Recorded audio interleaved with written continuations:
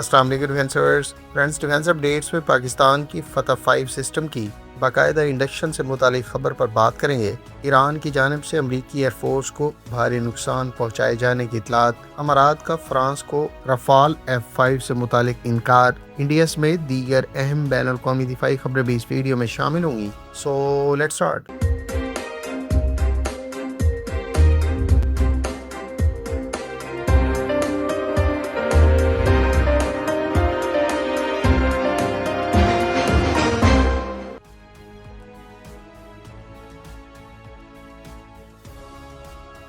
Friends, Iran, America اور Israel کے درمیان حالیہ جنگ میں ایک بڑی پیش رفت گزشتہ روز سامنے آئی ہے، جہاں متعدد امریکی طیارے ایران کی جانب سے کامیابی سے نشانہ بنائے گئے ہیں۔ امریکی ایئر فورس کے زیر استعمال ایک F-15E لڑاکا طیارے کو ایران کی حدود کے اندر گزشتہ روز مار گرایا گیا تھا، جبکہ اطلاعات کے مطابق اس میں سوار 2 پائلٹس ایران میں لاپتہ ہو گئے تھے، جن کو تلاش کرنے کے حوالے سے امریکی حکام کی جانب سے ریسکیو آپریشن شروع کیا گیا تھا۔ اس ریسکیو آپریشن کے دوران جہاں ایک پائلٹ کو بحفاظت ریسکیو کیے جانے کی اطلاعات شروع میں ہی سامنے آ گئی تھی، تاہم دوسرے پائلٹ کو کافی کوششوں کے بعد ایران کی عراق کے قریب ملحقہ بارڈر پر تلاش کر لیا گیا، جسے بعد میں عراق منتقل کیا گیا۔ تاہم اس ریسکیو آپریشن کے دوران ایک امریکی ساختہ بلیک ہاک ہیلی کاپٹر کو بھی ایران کی حدود کے اندر ہٹ کیے جانے کی اطلاعات سامنے آئی تھی، تاہم اس کے کریو ممبرز بحفاظت ہیلی کاپٹر کو اردن میں لینڈ کروانے میں کامیاب رہے۔ اسی اثناء میں ایک امریکی ایئر فورس کے زیر استعمال A-10C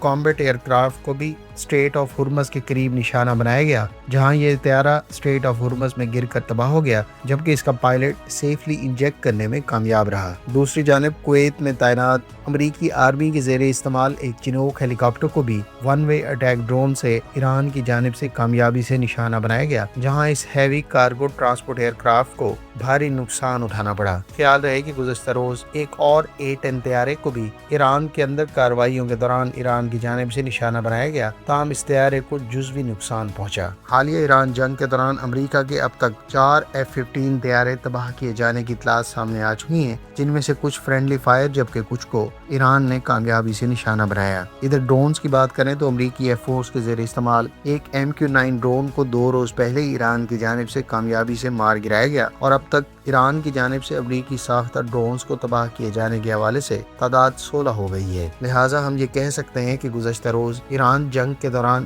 امریکی ایئر فورس کے لیے تباہ کن دن رہا ہے۔ متحدہ عرب امارات نے فرانس کو رفال F5 انویسٹمنٹ سے انکار کر دیا ہے۔ خیال رہے کہ UAE کی جانب سے فرینچ ساختہ رفال کے ہائیلی ایڈوانسڈ F5 ورژن کے تقریباً 5 ارب یورو پروگرام میں 3.5 ارب یوروز انویسٹ کرنے کا اعلان کیا گیا تھا، تاہم UAE کی جانب سے کچھ ڈسپیوٹس کے لے کر اب اس انویسٹمنٹ سے انکار کر دیا گیا ہے۔ میڈیا رپورٹس کے مطابق یہ ڈسپیوٹ بنیادی طور پر فرانس کی جانب سے سینسٹیو ٹیکنالوجیز، خاص طور پر الیکٹرانکس اور دیگر سینسٹیو ایسٹس تک رسائی کے حوالے سے انکار پر کیا گیا ہے۔ اب رپورٹس ہیں کہ فرانس اس تقریباً 5 ارب یوروز کی ماڈرنائزیشن پروگرام میں خود ہی انویسٹ کرے گا، جو نہ صرف فرانس کے لیے کاسٹلی بلکہ ڈیولپمنٹ اور ڈیلیوریز کے حوالے سے التوا کا بھی باعث بنے گا۔ UAE کی جانب سے اب سے چند سال پہلے فرانس سے F4 اسٹینڈرڈ کے رفال فائٹر جیٹ ایکوائر کیے گئے تھے، جن کی مالیت تقریباً 20 ارب ڈالرز بتائی گئی تھی، اور اس بڑی ڈیل کے تحت فرانس کی جانب سے UAE کو ٹوٹل 80 رفال F4 طیارے پرووائڈ کیے جانے ہیں، اور اس سلسلے کا ابتدائی طیارہ بہت جلد UAE کے حکام کے حوالے کر دیا جائے گا۔ تاہم یہ انویسٹمنٹ رفال کے F5 اسٹینڈرڈ پروگرام کے حوالے سے تھی، جس سے اب UAE کی جانب سے مکمل طور پر انکار کر دیا گیا ہے۔ دونوں ممالک کے درمیان اس بارے میں بات چیت گزشتہ کافی عرصے سے جاری تھی، تاہم یہ تمام تر کوششیں غیر نتیجہ ثابت ہوئی ہیں۔ فرینڈز، پاکستان آرمی کی راکٹ فورس کے بارے میں اطلاعات ہیں کہ وہ بہت جلد اپنے راکٹ فورس کے آرسنل میں ایک اور اضافہ کرے گی۔ پاکستان آرمی ممکنہ طور پر فتح 5 نامی very long range guided missile system کو اپنے فلیٹ میں انڈکٹ کر سکتی ہے، جس کی رینج تقریباً 1000 کلومیٹر بتائی جاتی ہے۔ خیال رہے کہ پاکستان آرمی کی راکٹ فورس اس سے پہلے ہی فتح 1 جس کی رینج 140 کلومیٹر، فتح 2 جس کی رینج تقریباً 450 کلومیٹر اور فتح 4 جس کی رینج تقریباً 750 کلومیٹر ہے اپنے فلیٹ میں استعمال کر رہی ہے، جبکہ فتح 5 ممکنہ طور پر ایک گائیڈڈ میزائل سسٹم ہو سکتا ہے جس کی رینج 1000 کلومیٹر ہے۔ اس سے پہلے اس سال جنوری میں یہ اطلاعات سامنے آئی تھی کہ پاکستان آرمی کی راکٹ فورس فتح 5 گائیڈڈ سسٹم کو بہت جلد ٹیسٹ کرے گی، جبکہ لیٹسٹ رپورٹس کے مطابق اس سسٹم کو بہت جلد انڈکٹ کیے جانے کی اطلاعات ہیں۔ پاکستان آرمی نے اپنی فیوچر ریکوائرمنٹ اور کنونشنل ڈومین میں رہتے ہوئے مختلف نوعیت کے اہداف کو نشانہ بنانے کے لیے راکٹ فورس کا باقاعدہ اعلان گزشتہ برس اگست میں کیا تھا۔ تاہم اس سلسلے کے مختلف راکٹ سسٹمز پہلے ہی پاکستان آرمی کی جانب سے انڈکٹ اور استعمال کیے جا رہے ہیں اور فتح 5 بھی اسی سلسلے کی ایک کڑی ہے۔ فتح 5 کافی حد تک کیپیبلٹیز کے اعتبار سے AR-3 چائنیز ساختہ گائیڈڈ ملٹی لانچ راکٹ اور میزائل سسٹم کے ہم پلہ ہو سکتا ہے، تاہم اس کی تمام تر تفصیلات اور اسپیسیفکیشنز آنے والے چند ماہ میں سامنے آ سکتی ہیں۔ اگر آپ پاکستان کے راکٹ فورس کے بارے میں مزید تفصیلات اور اس میں استعمال کیے جانے والے سسٹمز اور ان کی افادیت کے بارے میں جاننا چاہتے ہیں تو اس ٹاپک پر ڈیٹیل ویڈیو آپ کو پہلے سے چینل پر مل جائے گی۔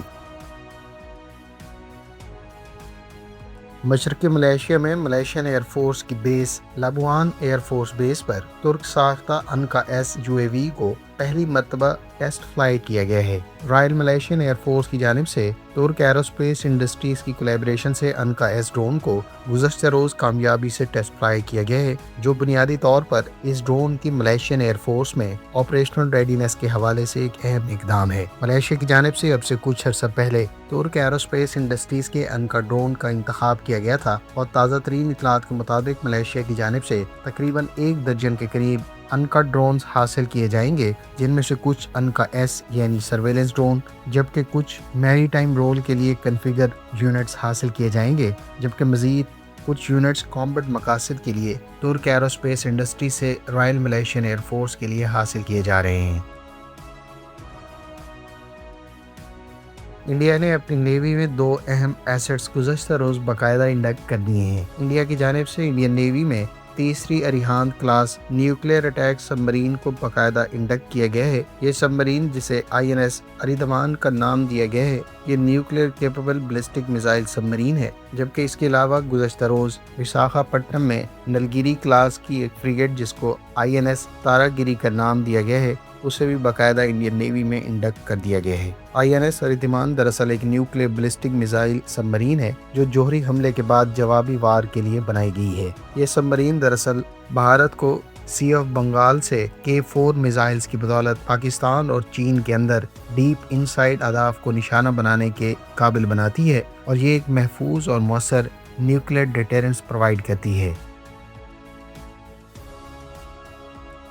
فرینچ کمپنی ڈسو ایویشن کے CEO نے کہا ہے کہ وہ جرمنی اور فرانس کے next generation fighter jet programme کے حوالے سے صرف 2 سے 3 ہفتوں کی مزید ونڈو کو الاؤ کر سکتے ہیں، جس کے دوران ہی دونوں ممالک کے درمیان next generation fighter jet programme کے حوالے سے ایگریمنٹ ہو سکتا ہے۔ خیال رہے کہ جرمنی اور فرانس کے درمیان نیکسٹ جنریشن یا 6 جنریشن کہے جانے والے فائٹر ایئرکرافٹ پروگرام میں گزشتہ کافی عرصے سے مختلف معاملات کو لے کر ڈس ایگریمنٹ پایا جاتا ہے، اور اگر ان دونوں ممالک کے درمیان آنے والے چند ہفتوں میں کسی قسم کا اتفاق رائے نہ ہو پایا تو فرانس اور Germany next generation fighter aircraft programme میں علیحدگی اختیار کر لیں گے۔ فرینڈز، یہ تھیں آج کی ڈیفنس اپڈیٹس۔ امید ہے اس ویڈیو سے آپ کی معلومات میں اضافہ ہوگا۔ ملتے ہیں نیکسٹ ویڈیو کے ساتھ، اپنی دعاؤں میں یاد رکھیے گا۔ اللہ حافظ۔ پاکستان زندہ باد۔